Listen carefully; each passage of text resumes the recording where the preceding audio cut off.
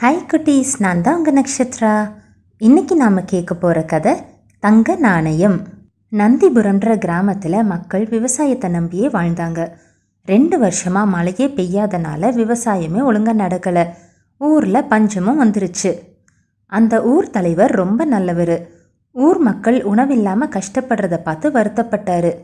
எல்லாரோட பசியையும் அவரால் தனியாக போக்க முடியாது, ஆனால் குழந்தைகளுக்காவது ஏதாச்சும் செய்யணும்னு நினச்சாரு. அந்த ஊர் அரசு பள்ளியில் எத்தனை பேர் படிக்கிறாங்கன்னு பள்ளிக்கூடத்தில் கேட்டு தெரிஞ்சுக்கிட்டாரு. அவரோட சமையல்காரர்கிட்ட சொல்லி அத்தனை மாணவர்களுக்கும் கிடைக்கிற மாதிரி கொழுக்கட்டையே செய்ய சொன்னார். எண்ணிக்கை கூடவும் கூடாது, குறையவும் கூடாது. குறைஞ்சா சிலருக்கு பத்தாமல் போயிடும். கூடிச்சுன்னா அதை வாங்கிறதுக்கு மாணவர்களுக்குள்ள போட்டி இருக்கும். அதனால சரியான அளவாக பார்த்து எடுத்துகிட்டு போன்னு சொல்லியிருந்தாரு.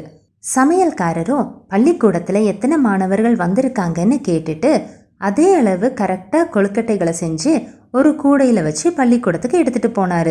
நந்திபுரம் சின்ன கிராமம்தான். அதனால் அந்த அரசு பள்ளிக்கூடத்தில் கூட குறைவான மாணவர்கள் தான் படித்தாங்க. இந்த மாதிரி எல்லாருக்கும் பலகாரங்கள் கொடுக்க போகிறாங்கன்னு தெரிஞ்சதும் எல்லா மாணவர்களும் ஓடி வந்து வாங்க வந்தாங்க. கூட்டமாக வந்தவங்கள வரிசையில் நின்று வாங்க சொன்னாங்க.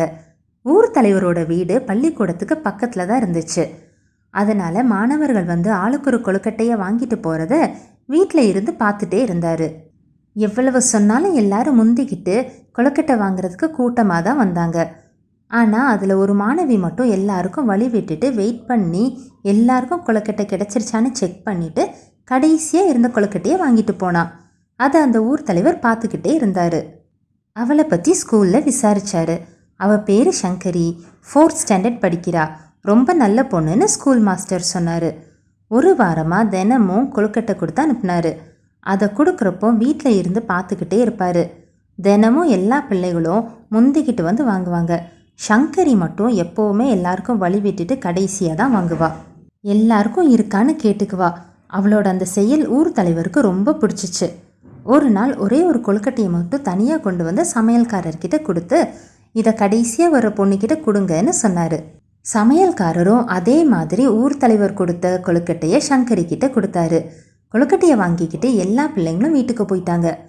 கொஞ்ச நேரம் கழிச்சு சங்கரி ஊர் தலைவர் வீட்டுக்கு வந்தா. தயங்கி தயங்கி வந்த சங்கரியை பார்த்து ஊர் தலைவர், என்னம்மா இங்கே வந்திருக்க, ஏதாச்சும் வேணுமான்னு கேட்டாரு. இல்லைன்னு தலையசைச்சிட்டு பையில இருந்து ஒரு தங்க நாணயத்தை எடுத்து ஊர் தலைவர்கிட்ட நீட்டினான். இந்த தங்க காசு நான் சாப்பிட்ட கொழுக்கட்டைக்குள்ளே இருந்துச்சுங்கய்யா. உங்கள் வீட்டில் இருந்து தானே கொழுக்கட்டை கொடுக்குறீங்க, அதான் இதை கொடுத்துட்டு போகலான்னு வந்தேன்னு சங்கரி சொன்னான்.